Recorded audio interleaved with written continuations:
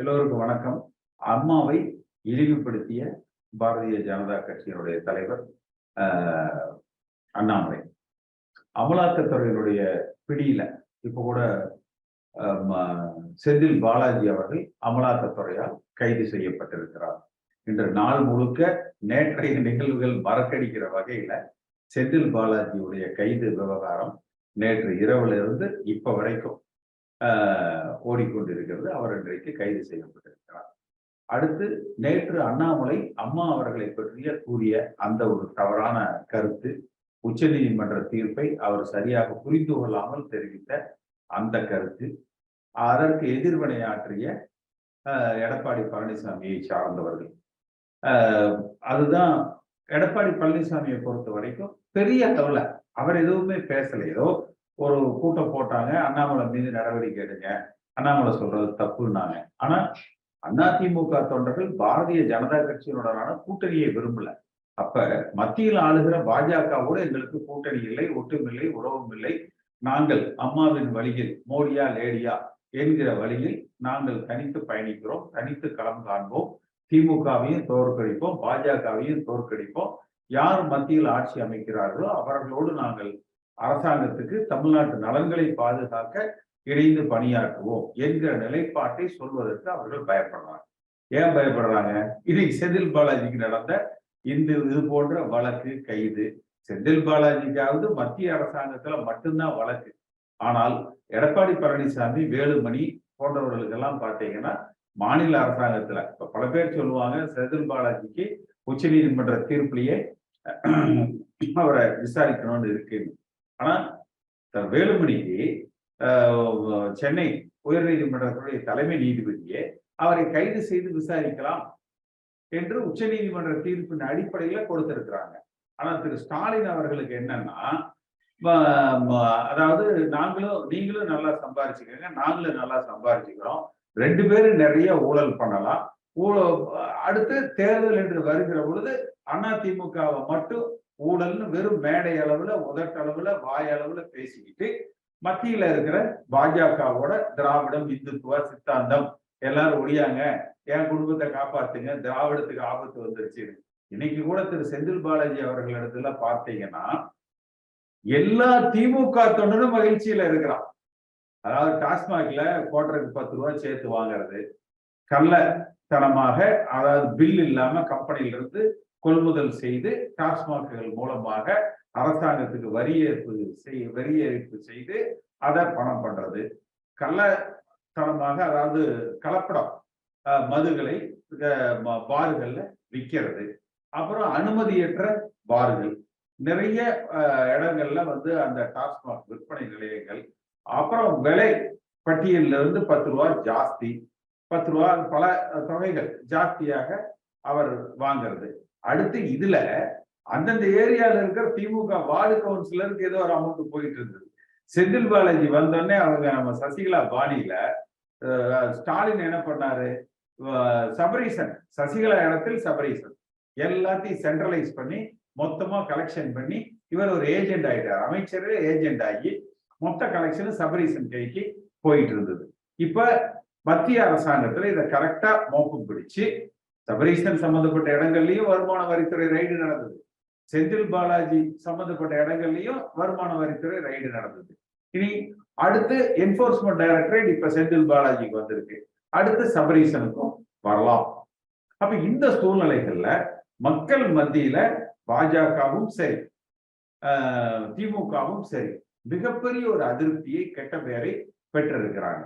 அப்ப ஆளுகிற கட்சியாக நாம் அதிமுகவை 2026 கொண்டு வர வேண்டும் என்றால், வருகிற நாடாளுமன்ற தேர்தலில் 40 நாம் வென்றெடுக்க வேண்டும் என்றால் ஒன்றுபட்ட அதிமுக, பாஜக இல்லாத கூட்டணி தேவை. நேற்று கூட பார்த்தீங்கன்னா சிபி சண்முகம் ஆகட்டும், செல்லூர் ராஜ் ஆகட்டும், இவங்க தலைமை கழகத்துல பேசுறவங்க ஆகட்டும், பிஜேபியோடு கூட்டணி வேண்டாம்னு சொல்லல. மோடியோடு நாங்க நல்ல உறவுல இருக்கிறோம், அமித்ஷாவோடு நாங்கள் ரொம்ப அன்பா இருக்கிறோம், ஆனா அண்ணாமலை மட்டும் வேண்டாம், இதுதான் இவர்கள் கோரிக்கையாக இருக்கு. அதிமுக தொண்டன் அண்ணாமலையோ மோடியோ அமித்ஷாவோ சாதி, மதம், மதவாத அரசியல், சாதி வாரியான அரசியல் செய்கிற இந்த பாரதிய ஜனதா கட்சியோடு ஒட்டும் வேண்டாம், உறவும் வேண்டாம், அம்மா வழியில மோடியா லேடியா என்ற வழியில அதிமுக தன் தனித்துவத்தை பாதுகாக்கணும். இன்றைக்கும் தனித்து நின்றால் 40லும் வென்றெடுக்கிற வலிமை அதிமுகவுக்கு இருக்கு. ஆனால் இந்த அடிமைகள் அதிமுகவை பாஜகவிடத்துல அடிமைப்படுத்துவதில் மட்டும்தான் குறியா இருக்கிறாங்க. திமுகவோடும் ஒரு மறைமுக ஒப்பந்தத்துல தான் இருக்காங்க. எந்த வழக்குகளை இவர்கள் மீது வந்துவிடக்கூடாது, எந்த கைது நடவடிக்கைகளை இவர்கள் மீது வந்துவிடக்கூடாது என்கிற அந்த ஒப்பந்தத்துல தான் இருக்காங்க. ஆனா மத்திய அரசாங்கம் இன்றைக்கு முதல் முறையாக, இது கூட மத்திய அரசாங்கம் சொல்ல முடியாது, உச்ச நீதிமன்ற தீர்ப்பின் அடிப்படையில் இன்னும் சொல்ல போனா செந்தில் பாலாஜி மீது இன்று அவர் கைது செய்யப்பட்டிருக்கிற வழக்கே எடப்பாடி பழனிசாமி அவர்களால் 2017 பதியப்பட்ட வழக்கு. அதாவது அம்மா ஆட்சி, அம்மா அரசாங்கம் என்று பேசுகிற எடப்பாடி பழனிசாமி அம்மா அரசாங்கத்தில் அமைச்சராக இருந்த செந்தில் பாலாஜி. சரி, அன்னைக்கு செந்தில் பாலாஜி வசூல் பண்ண பணத்தை எல்லாம் அன்னைக்கு கஜானா கேஷியரா இருந்தவர் நம்ம எடப்பாடி பழனிசாமி தானே. சோ செந்தில் பாலாஜி எல்லாத்தையும் வசூல் பண்ணி நான் எடப்பாடி பழனிசாமி எடுத்தாங்க கொடுத்த என்று ஒரு ஸ்டேட்மெண்ட் கொடுத்தா எடப்பாடி அதுதான் உண்மையும் கூட. அப்ப எடப்பாடி பழனிசாமியும் சேர்ந்துதான் குற்றவாளி ஆகிறார்.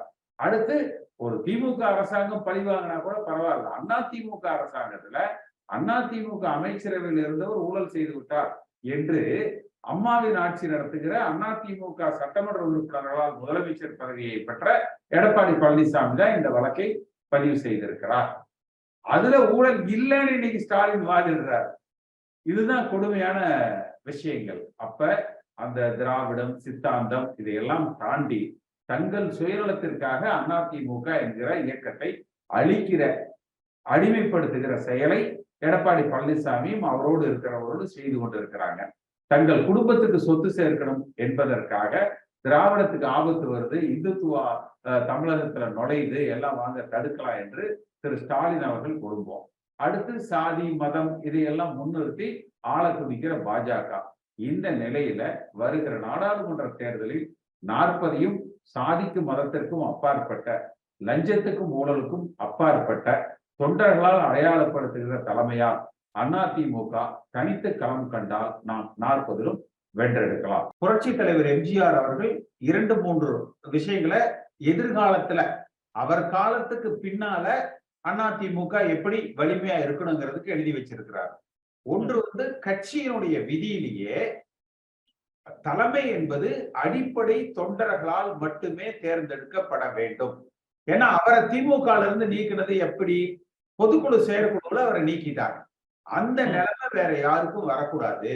அதனால அதிமுகவில் இருக்கிற அத்தனை அடிப்படை உறுப்பினர்களும் சேர்ந்துதான் தலைமையை முடிவு செய்யணும் என்பதுதான் புரட்சி தலைவர் எம்ஜிஆர் அவர்கள் எழுதிய பைலா விதி. அம்மா அவங்க என்ன பண்ணாங்க, ஒரு படி மேல போய் பொதுக்குழுவுக்கு பொதுச் செயலாளர் குறித்து, இந்த கட்சியினுடைய தலைமை குறித்து எந்த முடிவையும் எடுக்கிற அதிகாரம் கிடையாது அப்படின்னு சொல்லி பைலாவை ரெஜிஸ்டர் பண்ணியிருக்காங்க தேர்தல் ஆணையத்தில்.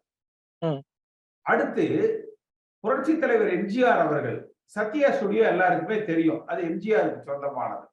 இன்றைய பொறுமான அது 1000 கோடி ரூபாய் போகும். அத அவர் கட்சிக்கு எழுதி கொடுத்துட்டார். அதுல அவருடைய பங்கு இருக்கும் இல்லையா, ஷேர் இருக்கும் இல்லையா, அது முழுக்க முழுக்க அதிமுக கட்சிக்கு சேர்ந்தது. அதுல அந்த சத்யா ஸ்டுடியோல வர்ற வருமானத்தை வச்சு அதிமுக கட்சியை நடத்தணும். வேற யாரும் தனியா கையில இருந்து காசு போட்டு நடத்த வேண்டாம். அதே போல அதிமுக தலைமைங்கிறது அவர் அந்த உயிரிலேயே சொல்றாரு. அதாவது அந்த உயில் அவர் எழுதினது 87வது வருஷம். ஒரு 87வது வருஷத்துல அன்றைய தேதியில அவரோடு இருக்கிறவர்கள்ல 80% பேர் யாரை ஏற்றுக்கொள்ளுகிறார்களோ அவங்க தலைமையில அதிமுக செயல்படணும். அடிப்படை தொண்டர்களாலதான் அந்த தலைமை தேர்ந்தெடுக்கப்படணும் என்று சொல்றாரு. அப்ப அன்றைக்கு நான் புரட்சி தலைவர் எம்ஜிஆரோடு நான் சட்டமன்ற உறுப்பினர். எடப்பாடி பழனிசாமி பல இடங்கள்ல அவருக்காக பேசுறவங்க சில பொய்களை சொல்லலாம். எடப்பாடி பழனிசாமி அதிமுக சேர்ந்தது 88வது வருஷம். சேலம் கண்ணன் அப்படின்னு சொல்லி எம்ஜிஆர் காலத்துல இருந்த சேலம் மாவட்ட செயலாளர் மூலியமா கட்சிக்குள்ள ஒரு கொலைகேஸ்ல இருந்து விடுதலையாகி இந்த கட்சிக்குள்ள வர்றாரு. அவரை வச்சு ஜே பேரவை அப்படின்னு ஒண்ண உருவாக்குறாங்க தனியா. அப்படி செய்ததுக்காக புரட்சி தலைவர் எம்ஜிஆர் அந்த சேலம் கண்ணனை கட்சி விட்டு நீக்கிட்டார். ஏன்னா எம்ஜிஆர் பெயர்ல தான் எல்லாம் இருக்கணும், தனிப்பட்டவங்க பேர்ல பண்ணக்கூடாதுன்னு அன்றைய காலகட்டத்துல. சோ அப்பதான் அவர் வராரு. அதே மாதிரி ஓ பன்னீர்செல்வமும் பார்த்தீங்கன்னா அந்த 98 99 காலகட்டத்துல தினகரனால தான் அடையாளப்படுத்தப்பட்டு வர்றாரு. அதுக்கு கொஞ்சம் முன்னால ஓபிஎஸும் அம்மா காலத்துல வந்தவர் தானே ஒழிய எம்ஜிஆர் காலத்துல அவர் இல்ல. அனைமா அவர் இதா இருந்தார்னு நினைக்கிறேன். அதாவது நகர இளைஞரணி செயலாளரா இருந்தார் எம்ஜிஆர் அவர்கள் மறைகிற பொழுது. இதுதான். அப்ப எடப்பாடி பழனிசாமி என்ன பண்ணிட்டாருன்னா, அதாவது சசிகலா அவர்கள் செய்த மாபெரும் தவறு. அந்த அன்னைக்கு அந்த எம்எல்ஏக்களுக்கு எல்லாம் காசை கொடுத்து கூவத்தூர்ல வச்சு அவங்க எடப்பாடி பழனிசாமியை முதலமைச்சராக தேர்ந்தெடுக்கிறாங்க. அது பரவாயில்ல, அது எம்எல்ஏக்களுடைய உரிமை. அவங்க பார்த்தீங்கன்னா கட்சியை ஆட்சியை காப்பாற்றணும், அதுக்காக அது நடந்துருது. ஆனா இந்த எடப்பாடி பழனிசாமி முதலமைச்சர் ஆனதுக்கு பின்னால ஒரு நாள் என்கிட்ட சந்திச்சு பேசினார். அப்ப அண்ணே நீங்க ஓபிஎஸ் எப்படியாவது பேசுங்க, நீங்க கட்சியில ஒரு மூத்த உறுப்பினர், நீங்க பேசுனீங்கன்னா எங்க 2 பேரையும் சேர்த்து வைங்க, கட்சியை நம்ம ஒன்றாக இணைத்து வலிமைப்படுத்தி நடத்துவோம் என்று சொல்றார். நான் மாறி மாறி ஓபிஎஸ் கிட்ட இபிஎஸ் கிட்ட 2 பேர்ட்டையும் பேசி கட்சியை எல்லாம் இணைச்சு வைக்கிறோம். அப்ப தேர்தல் ஆணையத்துல அந்த இறுதியா அந்த வழக்கு வருகிற பொழுது அதுக்கு முன்னாடி தலைமைச் செயலகத்துல ஒரு மீட்டிங் நடக்குது. அப்பதான் முதல்ல சொல்றாங்க, நாங்க விதிகளை திருத்துறோம், அடிப்படை தொண்டன் எடுக்கணுங்கிறத பொதுக்குழு மூலியமாக தலைமை முடிவு பண்ணலாம் என்று மாத்திரம்னு சொல்றாங்க. அப்ப நான் இருக்கேன், ஓபிஎஸ் இருக்கிறாரு, கேபி முனுசாமி, மனோஜ் பாண்டிய, நத்தம் விஸ்வநாதன், மைத்ரேயன் எல்லாரும் இருக்கிறோம். அவங்க ஒரு 10-15 அமைச்சர்கள் அங்க இருக்கிறாங்க. அப்ப நான் சொன்னேன், பழனிசாமி இது தப்புங்க, நீங்க இது 1.5 கோடி தொண்டர்களுக்கு செய்கிற துரோகம். நீங்க புரட்சி தலைவர் எம்ஜிஆர் உருவாக்கின விதிகளை நீங்க மாற்றாதீங்க. நீங்களே வேணாலும் இருங்க, ஆனா அந்த விதியை மாத்திட்டு இருக்கணும்னு நினைக்காதீங்க. அந்த விதி வச்சுக்கிட்டு அந்த விதியை காப்பாற்றி நீங்க இருக்கணும்னு சொல்லி நினைங்க என்று அங்கேயே நான் சொல்லிட்டேன். அப்புறம் ஓபிஎஸ் செங்கோட்டையன் இல்ல இங்க வச்சு நீங்க ஒரு முதலமைச்சர் அறையில வச்சு அவரோட வாதம் சண்டை போடாதீங்க, நாளைக்கு பேசிக்குவோம் வாங்க என்று அவர் அழைச்சிட்டு போறார். நான் உடனே என்ன பண்றேன், டெல்லி இந்த தேர்தல் ஆணையத்தில் இந்த வழக்கு வர்ற பொழுது நீங்க ரெட்டலை சின்னத்தை ஓபிஎஸ் இபிஎஸ் இவங்க 2 பேரும் கையெழுத்து போடுற மாதிரி கொடுங்க, எனக்கு எந்த ஆட்சேபனையும் கிடையாது. ஆனா எம்ஜிஆர் அவர்களும் அம்மா அவர்களும் உருவாக்கி வச்ச அந்த விதியை அடிப்படை தொண்டை அது பயன்படுத்துறாங்களா பயன்படுத்தலையா, அது தேவையா இல்லையா அதெல்லாம் விட்டுருங்க. ஆனால் ஒரு உரிமையை, கட்சியினுடைய தலைமையை தேர்ந்தெடுக்கிற உரிமையை அந்த அடிப்படை தொண்டனுக்கு எம்ஜிஆர் அவர்கள் கொடுத்திருக்கிறார். அந்த உரிமையை பறிக்கிற செயல் எதுவும் நடக்கக்கூடாது, அதை நான் ஏத்துக்க மாட்டேன் என்று நான் தேர்தல் ஆணையத்தில் ஒரு மனு செய்யறேன். உடனே எடப்பாடி பழனிசாமியும் ஓபிஎஸ் என்கிட்ட தனியா பேசுறாங்க. பேசிட்டு நீங்க ஏதாவது வழக்கறிஞர் வச்சு வாதாடுனீங்கன்னா எங்களுக்கு இது கிடைக்காது, ஏன்னா அந்த மனுவை வாபஸ் வாங்க சொல்றாங்க, நான் வாபஸ் வாங்க மாட்டேன்னு சொல்லிட்டேன். வேணா நீங்க வக்கீல் வச்சு வாதாடாதீங்க, இந்த பிரச்சனையை நம்ம பேசி முடிச்சுக்கலாம், இப்போதைக்கு நம்ம சின்னத்தை வாங்குறத பார்ப்போம் அப்படின்னு. சரின்னு சொல்லிட்டு அந்த சின்னம் வாங்குற அளவுக்கு நான் அவங்களுக்கு உதவி செஞ்சு சின்னம் வாங்கிடுறோம். வாங்கின உடனே இவங்க கிட்ட சொன்னது, நம்ம உட்கார்ந்து பேசி அந்த விதியை கொண்டு வரலாம் அப்படிங்கிறது. ஆனா இவங்க உடனே என்ன பண்ணிடுறாங்க, என்னை கட்சி விட்டு நீக்கிறாங்க. அது இடைப்பட்ட காலத்துல நான் ஒரு புதிய தலைமுறையில பேசும் பொழுது ஒரு கருத்தை சொன்னேன். மாநிலத்தை ஆளுகிற கட்சி அதிமுக, மத்திய அரசாங்கம் பாரதிய ஜனதா கட்சி. அப்ப மத்திய அரசாங்கத்தை அனுசரிச்சு தமிழ்நாடு அரசாங்கத்தை நீங்க நடத்துங்க. ஆனா கட்சியில வர்ற பொழுது பாரதிய ஜனதா கட்சியினுடைய கொள்கைகள் வேற, அதிமுகவுடைய கொள்கைகள் வேற. நமக்கு உண்டான அந்த தனித்துவத்தை நம்ம காப்பாற்றணும். நம்ம கட்சி எம்ஜிஆர் வழியில் அம்மா வழியில் இந்த கட்சி பயணிக்கணும், நீங்க இந்த பிஜேபிக்கு அடகு வச்சிடாதீங்க என்று சொல்றேன். அடுத்து சொல்லி காலையில நான் 8 மணிக்கு பேசுறேன், 11 மணிக்கு என்னை நீக்கிட்டேன்னு சொல்லி அறிவிக்கிறாங்க இபிஎஸும் ஓபிஎஸும். அப்புறம் அதுல இருந்து உங்களுக்கு தெரியும் பல வழக்குகள் இதெல்லாம். நான் அன்னைக்கு மாலையில நடந்த ஒரு பத்திரிகையாளர் சந்திப்புல சொல்றேன், என்ன நீக்கிறதுக்கு ஓபிஎஸ் இன்னைக்கு கையெழுத்து போட்டிருக்காரு, அவரை நீக்கிறதுக்கு கடிதம் தயார் நிலையில வைக்கப்பட்டிருக்குது, தேதி போடாம லெட்டர் ரெடியா இருக்கு.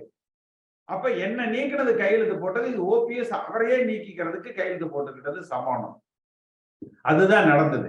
இப்ப எடப்பாடி பழனிசாமி என்ன செய்யறாருன்னா, அந்த எம்எல்ஏக்களுக்கு இவர் கரெக்ட் பண்ணி வச்சிருக்காரு, பொதுக்குழு உறுப்பினர்களுக்கு காசை கொடுத்து வச்சிருக்காரு, நீதிமன்றங்களுக்கு நல்லா பெரிய பெரிய வக்கீல்களை வச்சு செலவு பண்ணி எப்படி தீர்ப்பு வாங்குறதுங்கிறத வாங்கிக்கிறாரு.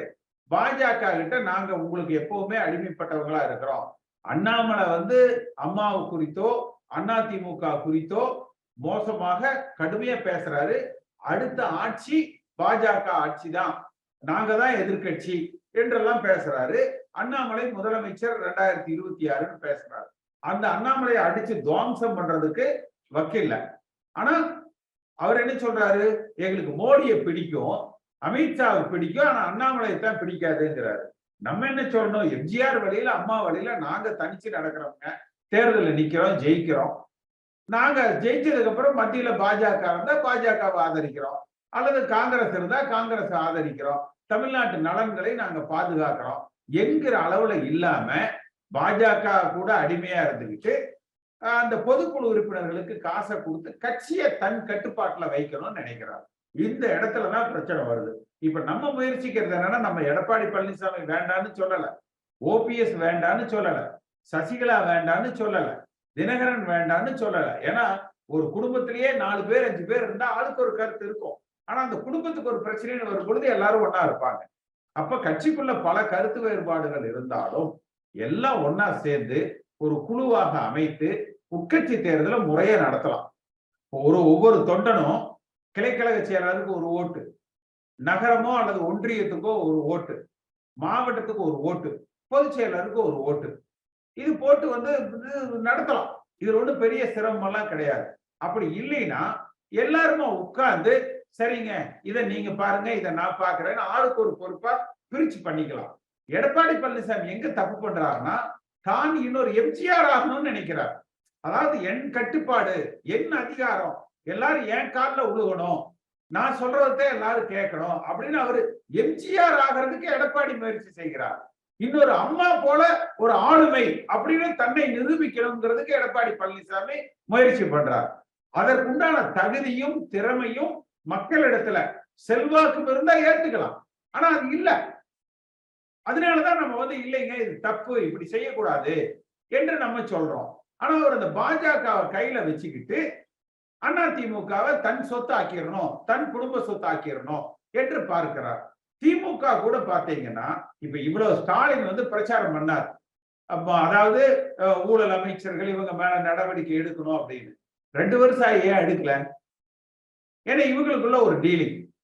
நீங்க அதிமுக தொண்டனுக்கு சத்துணவு ஆயா வேலைக்கு 5 லட்சம் ரூபாய் கேட்டாங்க. இன்னைக்கு இருக்கிற ஜெகத் ரட்சகனுக்கு ஒரு மெடிக்கல் காலேஜ் கொடுத்திருக்காரு, ஆவா வேலுக்கு ஒரு மெடிக்கல் காலேஜ் கொடுத்திருக்காரு. இப்போ அந்த இப்ப இருக்கிற திருவள்ளூர் எம்எல்ஏ திமுக அவருக்கு ஒரு மெடிக்கல் காலேஜ் கொடுத்திருக்காரு. அப்ப ஸ்டாலின் திமுகவோட ஒரு மறைமுக ஒப்பந்தம், பாஜகவோட அடிமைத்தனம், இருக்கிற அந்த பொதுக்குழு உறுப்பினர்களுக்கு பணம், எம்எல்ஏக்களுக்கு எப்படி கவனிக்கணுமோ அதை கவனிச்சுக்கிறாரு. அப்ப தன் பிடியில் எல்லாத்தையும் வச்சுக்கிட்டு இந்த கட்சியை கையில வச்சுக்கணும்னு நினைக்கிறார். அந்த இடத்தை தான் நம்ம எதிர்க்கிறோம். அப்ப நம்ம என்ன சொல்றோம், இல்ல எல்லா தொண்டர்களையும் ஒருங்கிணைச்சு நீங்க ஒரு தேர்தல் நடத்துங்க, நான் நிக்கிறேன், நீங்க நில்லுங்க, யாருக்கு பெரும்பான்மையான ஆதரவு இருக்குதோ அவங்க தலைமையில் இந்த கட்சி நடக்கட்டும் என்று. இது ஓபிஎஸ் ஓரளவுக்கு கரெக்டா வந்தவர் என்ன பண்ணிட்டார், உடனே சாதி ரீதியா பயணிக்க ஆரம்பிக்கிறார். நீங்க அப்ப கட்சி சாதி அடிப்படையில பிரியுது. அப்ப எடப்பாடி பழனிசாமி ஒரு பக்கம் சாதி ரீதியா போறாரு, ஓபிஎஸ் சாதி ரீதியா போறாங்க. அப்ப பாஜக என்ன நினைக்குது, அதிமுகவை ஒரு 4 பிட்டா உடைச்சு அந்த ஒவ்வொரு பிட்டு கூடயும் அவங்க கூட்டணி சின்ன சின்னது ஜனதான்னு ஒரு கட்சி இருந்தது பாத்தீங்கன்னா, அதை ஒரு 5-6 பிரிவா பிரிச்சுட்டு தனித்தனிய லல்லு பிரசாத்தோட ஒரு கூட்டணி, நிதிஷ்குமாரோட ஒரு கூட்டணி, இப்படி தனித்தனியா கூட்டணி போட்டுப்பாங்க. இதைத்தான் பாஜக முயற்சி செய்யறாங்க. அப்ப இன்றைய தேதிக்கு அதிமுக காப்பாற்றப்பட வேண்டும் என்றால், ஒன்று லஞ்சம் ஊழல், இதற்கு அப்பாற்பட்ட அதிமுக தலைமையா இருக்கணும். சாதி மதம் இதுக்கு அப்பாற்பட்ட அதிமுக தலைமையா இருக்கணும். பாஜகவுக்கு அடிபணியாத தலைமையாக இருக்கணும். அடிப்படை தொண்டர்களால தேர்ந்தெடுக்கப்படுகிற தலைமையாக இருக்கணும். இதை நோக்கித்தான் நம்ம பயணிக்கிறோம். அடுத்த கட்டமான இதுல வந்து எப்பவுமே பாத்தீங்கன்னா ஜார்ஜ் அணி இணைஞ்ச பொழுதும் கூட ஆரம் வீரப்படம், பொன்னையனோ, காளிமுத்தோ பாத்தீங்கன்னா அவங்க எல்லாம் வந்து இணையில. அன்னைக்கு நான் சட்டமன்ற உறுப்பினர். அடிப்படை அதிமுக தொண்டர்கள் எல்லோரும் இணைஞ்சிட்டாங்க. நீங்க வரலன்னா விட்டுருங்க, நாங்க இணைஞ்சு பயணிக்கிறோம்னு சொல்லி இணைஞ்சிட்டாங்க. அப்ப எல்லா அதிமுக தொண்டர்களும் ஒரு தொகுதிக்கு ஒரு 1000 பேர் ஒன்று கூடி, நாங்க தொண்டர்கள்லாம் ஒன்றாக கூடி ஒருமித்து தொண்டர்களால ஒரு தலைமையை, அதாவது லஞ்சம், ஊழல், சாதி, மதம், பாஜகவை எதிர்த்து நிற்கிற துணிச்சல், இது இருக்கிற தலைமையை முன்னிறுத்தி நாங்க பயணிக்கிறோம்னு பயணிச்சா நிச்சயமா எல்லாரும் வந்து இதுல வந்து சேர்ந்துருவாங்க. யாரும் இந்த தலைவர்கள் என்பவர்கள் சுயநலவாதிகள். அவங்களுக்கு எங்க போனா சீட்டு கிடைக்கும், எங்க பதவி கிடைக்கும் அப்படிங்கிறது. இன்னொரு துரதிஷ்டம் என்னன்னா, இன்னைக்கு சரி ஏன் இதுக்காக போய் இவ்வளவு சண்டை போட்டுக்கிறாங்கன்னா, எடப்பாடி பழனிசாமிக்கு, ஓபிஎஸ்க்கு, இந்த முன்னாள் அமைச்சர்கள் எல்லாருக்குமே அவங்க மேல ஊழல் வழக்கு வந்துடக்கூடாது. ஒரு பதவி கையில இருந்ததுன்னா அந்த பதவியை பயன்படுத்தி பாஜக அடிமைப்படுத்துவதற்கு இவங்களுக்கு ஒரு மரியாதை கொடுத்து கேஸ்ல அரெஸ்ட் பண்ண மாட்டாங்க. அதுக்காக இவங்க வந்து அந்த பதவியை பிடிச்சு வச்சுக்கிட்டு கட்சி வளருதோ இல்லையோ, தான், தன் குடும்பம், தன்னுடைய பினாமிகள், அவங்க சம்பாதிச்ச பணம், இதை காப்பாத்திக்கிறதுக்காக அதிமுகவை இவங்க பாஜக ஒரு பக்கம் அடகு வைக்கிறாங்க, திமுக கூட மறைமுக ஒப்பந்தத்துல இருக்காங்க. இதை மீட்டு எடுக்கணும்னா வேற யார் மேலேயும் முடியாது. ஒரு தொகுதிக்கு 1000 அதிமுக தொண்டர்கள் ஒருங்கிணைந்து அதை நம்ம ஒருங்கிணைக்கிற பணியை நம்ம செய்யலாம். தமிழ்நாடு முழுக்க 234 தொகுதிக்கு நம்ம வந்து அங்கங்க இருக்கிற அதிமுக தொண்டர்களிடத்துல பேசி ஒரு ஒருங்கிணைப்பை உண்டாக்கி மாவட்ட வாரியாக, மண்டலம் வாரியாக தமிழ்நாடு முழுக்க ஒரு பெரிய எழுச்சி மிக்க கூட்டங்களை எல்லாம் நம்ம நடத்தி கட்சியை ஒன்றுபடுத்தலாம். இபிஎஸ்சியும் சேர்த்துக்கலாம், ஓபிஎஸ்சியும் சேர்த்துக்கலாம், சசிகலா தினகரனையும் சேர்த்துக்கலாம். ஆனால் தலைமை என்று வருகிற பொழுது சாதி, மதம், லஞ்சம், ஊழல் அதுக்கு அப்பாற்பட்ட தலைமையா இருக்கணும். பிஜேபியை எதிர்த்து நிற்கிற தலைமையாக இருக்கணும். மோடியா லேடியான்னு அம்மா, ஒரு மக்கள் செல்வாக்கு மிக்க புரட்சி தலைவர் எம்ஜிஆர் அவர்கள் வழியில இந்த இயக்கம் வழி நடத்தப்படும். எடப்பாடி தரப்புலையும் நம்ம வேணும்னு நினைக்கிறாங்க, ஓபிஎஸ் தரப்புலையும் நம்ம வேணும்னு நினைக்கிறாங்க. அப்ப நம்ம என்ன சொல்றோம்னா, நீங்க 2 பேரும் ஏன்ட்ட வாங்கப்பா, எல்லாம் ஒன்னா சேர்ந்து கட்சியை ஒரு ஒழுங்குபடுத்தி கொண்டு போகலாம் அப்படிங்கிறாங்க. 2 பேர்த்துக்கு பயம் என்னன்னா, இப்ப அந்த தம்பி கேட்டாரு, நீங்க திருச்சி இதுக்கு பண்ணலன்னு. ஓபிஎஸ் வந்து அவங்களுக்கு உள்ள பேசும்போது சொல்லியிருக்காரு, இல்ல அவர் வந்து பேசினாருன்னா தொண்டர்கள் பூரா அவர் பக்கம் போயிடுவாங்க, நம்ம கூட இருக்கிறவங்க அவர் கூட போயிடுவாங்க, அடுத்து அவர் வராருன்னா கூட்டம் நிறைய வரும், ஆனா அவருக்காக அந்த கூட்டம் வந்த மாதிரி ஆகி போயிடும் அப்படின்னு வெளிப்படையா நம்ம வர்றோம்னு சொல்றாங்களே ஒழிய உள்ளுக்குள்ள கூப்பிடல. அதே மாதிரி எடப்பாடி சைடும் பாத்தீங்கன்னா, இல்லைங்க அவரு தான் பிஜேபியை கடுமையா எதிர்க்கிறார், அவர் சொல்றதாங்க கரெக்ட், அவர் வேணுங்க அப்படிம்பாங்க. அப்ப சரிப்பா சேர்ந்து செய்யலாமான்னா, ஐயோ வந்த கட்சி அவர் பக்கம் போயிடுங்க அப்படிங்கிறது அவங்களுக்கு. இப்ப நம்ம என்ன சொல்றோம்னா, ஆனா நீ வேணா சிஎம்மா இருந்துக்குங்க, என்னவா எந்த மந்திரியா வேணாலும் இருந்துக்கங்க, எனக்கு அந்த மாதிரிலாம் பண ஆசை இந்த மாதிரிலாம் எதுவும் கிடையாது, எல்லாம் வாங்க கட்சியை நம்ம ஒன்னாக்கி வலிமையா வச்சிருப்போம் அப்படிங்கறத சொல்றோம். வரும் அந்த காலகட்டங்கள் நிச்சயமாக வருகிற நாடாளுமன்ற தேர்தலுக்கு முன்பாகவோ அல்லது அந்த தேர்தல் முடிந்தோ ஒன்றுபட்ட அதிமுக உருவாகும். 2026ல புரட்சி தலைவர் எம்ஜிஆர் உடைய ஆட்சி தமிழ்நாட்டுல நடக்கும். அதுக்குள்ள நம்ம இதை ஒண்ணு சேர்த்துருவோம். தமிழ்நாடு முழுக்க பயணித்து எல்லோரையும் நம்ம ஒருங்குபடுத்துவோம். அதுதான் நான் சொல்றது. தொகுதிக்கு 1000 பேர்னா 234 தொகுதிக்கு போறோம்னு வச்சுக்கலாம். தொகுதிக்கு 1000 பேர், ஆளுக்கு 10 பேரை கூட்டினா தொகுதிக்கு 10,000 பேருங்க. இல்லைங்க ஓபிஎஸ் வேண்டாம், இபிஎஸ் வேண்டாம், எம்ஜிஆர் வழியில இந்த கட்சி நடக்கணும்னு எல்லாம் தொண்டர்கள் எல்லாம் ஒருங்கிணைஞ்சிட்டாங்கன்னா எல்லாம் வந்துருவாங்கன்னு சொல்றோம். கடுமையான உழைப்புல ஒரு தமிழ்நாடு முழுக்க கிட்டத்தட்ட இன்றைய தேதிக்கு 2 லட்சம் பேர் நம்ம கூட பயணிக்கிறாங்க. என்னுடைய டார்கெட் வந்து 10 லட்சம். கண்டிப்பா 10 லட்சம் பேர் நம்ம வந்து ஒருங்கிணைச்சிட்டோம்னா நேரா நம்ம களத்துல இறங்கலாம். களத்துல இறங்குற பொழுது நம்ம யாரையும் வேண்டாம்னு சொல்ல போறது இல்ல. ஓபிஎஸ்ஆ வாங்க லெப்ட்ல நில்லுங்க, இபிஎஸ்ஆ வாங்க ரைட்ல நில்லுங்க, தினகரனா நீங்களும் கூட வாங்க, சசிகலா, எம்ஜிஆரோடு பயணித்தவர்கள், அம்மாவோடு பயணித்தவர்கள், அதிமுகவால் பலனடைந்தவர்கள், உணர்வு பூர்வமாக அதிமுகவை விரும்புகிறவர்கள் எல்லோரும் வாங்க அப்படின்னு சொல்லி நம்ம அரவணைச்சு 2026ல புரட்சி தலைவர் எம்ஜிஆர் ஆட்சியை நம்ம அமைப்போம். நிச்சயமாக ஒன்றுபட்ட அதிமுகவை மீண்டும் ஆளுங்கட்சியாக வரக்கூடிய அதிமுகவை நம்ம உருவாக்குவோம்.